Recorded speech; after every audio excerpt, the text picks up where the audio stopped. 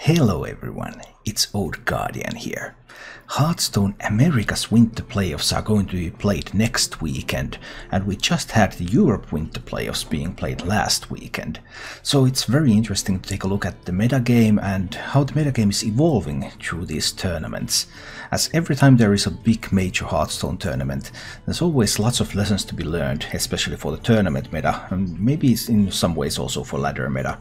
And players will try to adapt to what they see and what's going to be working and what's not. Starting with the class distribution, there were 80 players at Europe playoffs and there are 76 players at America's playoffs. So when you look at these numbers, you would expect each class to have between 1 and 3 players fewer than in Europe. But there are actually some meta changes already on class level, which are quite interesting.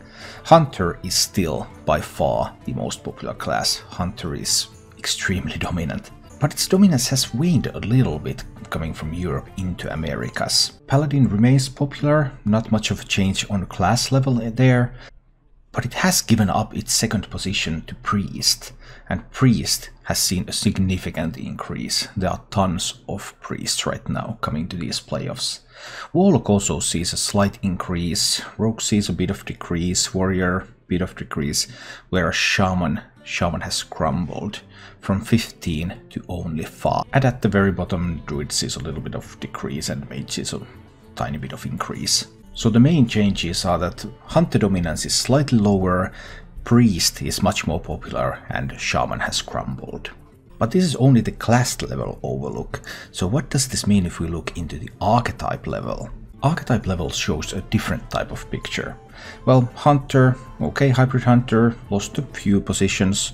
It is still the most popular archetype in the game here. Then there's the rise of Priest, and Mind Blast Priest, second most popular, significant increase there.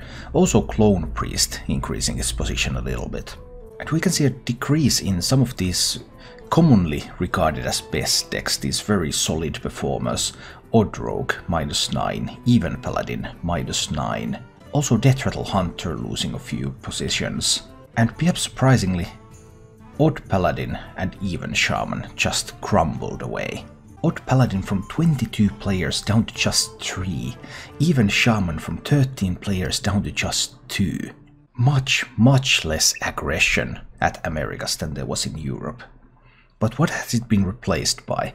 The big winner, out of nowhere, the OTK Wrath Paladin, the version of OTK Paladin that, while it has some brewmasters in it, so it has the capability to also kill with the horsemen, but it mostly aims to shuffle rApeHAwA back into the deck and use Holy Wrath to shoot 25 damage to face from that rApeHAwA. In some cases going with double Holy Wrath so that they can deal 50, in some cases relying that okay, they can get their opponent down to 25 before they pull that off. Not a single player had brought this archetype to the Europe playoffs, but 23 players are bringing it to the Americas. There is likewise similar rise in other OTK decks. There's Megatooth Warlock, 3 were brought to Europe, there's 5 more at Americas for a total of 8. Hakar Druid makes an appearance. Not a single one of those were at Europe playoffs, but 4 are appearing at the Americas playoffs. So there's a lot less aggro, way more combo. And that is really a twist for Hearthstone tournament meta that we have not seen before. So those are the main archetypes, but what about the decks themselves? It's interesting to take a little bit of a look into the most popular archetypes to see what kind of deck lists people are bringing of these archetypes and if there are many differences there. Starting with Hybrid Hunter, this is Amnesiac's Hybrid Hunter build. Overall, 40 out of the 41 Hybrid Hunters are using Dire Frenzy. The secret package has changed a little bit compared to Europe. There's only 3 secrets now that are in every single Hybrid Hunter deck: Freezing Trap, Snake Trap and Wandering Monster. Explosive Trap, Venomous Strike Trap are not always present anymore. Snipe is less popular than it was at Europe. At Europe, Snipe was in half of the decks, here it's in 13 out of 41. And there's even one with a Rat Trap in it. As for weapon use is on similar level as it was in Europe. 17 out of 41 have Candle Shot, this time none of them have Eaglehorn Bow. So slightly less than half of the Hybrid Hunters have a weapon in the deck. The second most popular archetype is Mind Blast Priest, and this sample list here is from SwaggyG. And Mind Blast Priest lists are fairly similar to what they were in Europe. 35 out of 37 bring Cabal Shadow Priest, 34 out of 37 bring Holy Fire.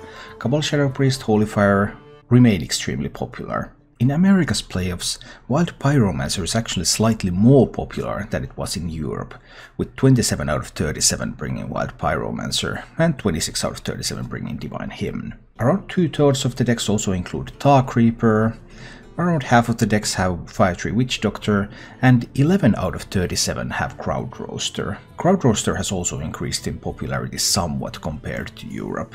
But still there are a lot more of these Pyromancer Divine Hymn type of builds as compared to builds that would run the 5/3 Witch Doctor or much less the Crowd Roaster. This might be a little bit surprising because, for example, Vicious Syndicate has been advocating for that Crowd Roaster, but tournament players have not yet been completely convinced. Even Warlocks are also similar as they were in Europe. 18 out of 24 are bringing Doomsayer, 16 out of 24 are bringing Bone Mare, and then there's that 6-mana tech slot, where Mojo Master Tzihi has gained a little bit of popularity. 6 out of 24 are including Mojo Master Tzihi in this tournament, and another winner is the Black Knight, which is included in 5 of the decks. There is also one even Warlock list that includes a Demonic Project, which, given the combo meta that we're seeing here, might actually turn out to be a good choice. The sample list is from Gallon, and it represents the average even Warlock that is being brought to the tournament. So no 6-mana tech cards in this one. And this is what an odd rogue list at America's Playoffs looks like. This is from Justsaiyan. Overall, 22 out of 23 are bringing Dark Reapers. In Europe everyone had them. Crystallizer 15 out of 23, Void Ripper 13 out of 23, Captain Greenskin 12 out of 23. Pretty much similar than in Europe. However, there are a couple of cards that are slightly more popular now than they were in Europe, and those cards are the Snapjaw Shellfighter, which is now in 9 of the 23 lists, and the Ironbeak Owl, which is in 7 lists. So these tech choices, Silence and Board Clear Protection, are gaining a little bit of popularity in odd rogue builds. What about those Holy Wrath OTK builds? Here we don't have any comparison to Europe because there was 0 of these lists in Europe playoffs.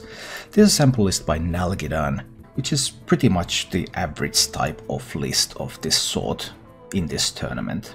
Overall, of the 23 lists, 17 of them have 1 copy of Holy Wrath, so they're able to deal 25 damage with the combo, and 6 of them have 2 copies of Holy Wrath, so they're able to deal up to 50 damage. Shrink Ray is a common inclusion. 18 out of the 23 lists include a Shrink Ray, and 14 out of 23 have opted to use Hammer of Wrath as one of their card draw choices. 15 of the 23 lists are also able to do the traditional Horseman OTK, because they have 2 copies of Youthful Brewmaster and they have Zola, so in theory they can bounce 3 Horsemen back. The remaining 8 lists are also capable of Horseman OTK, but they would have to use a Baleful Banker to shuffle a Horseman into the deck in order to draw it and then have the OTK. When it comes to Clone Priest, this list from Killinallday is quite representative of your average Clone Priest list in this tournament.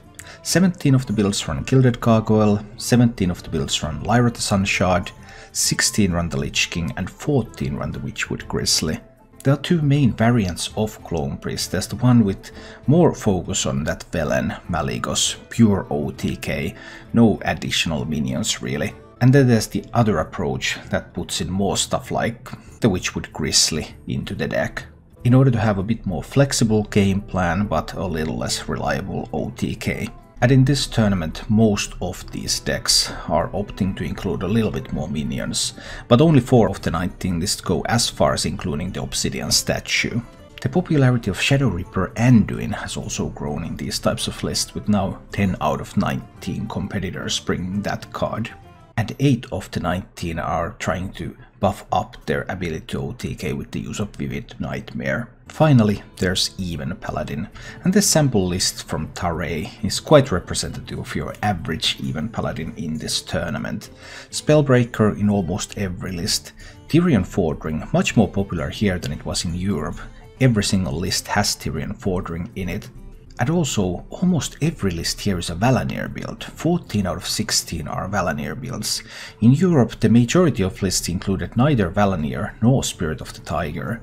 But here there's 14 Valanir builds, just one Spirit of the Tiger build. Also, only one of these decks includes Mojo Master Zihi, which in this kind of combo meta might turn out to be a very powerful tech choice. Tournament meta is interesting to follow, because when you have these big tournaments week after week, like you have during the playoff season, it just changes so much every week, when everyone is trying to look into what worked in the previous tournament and how they think that's going to affect things and how they can counter that meta.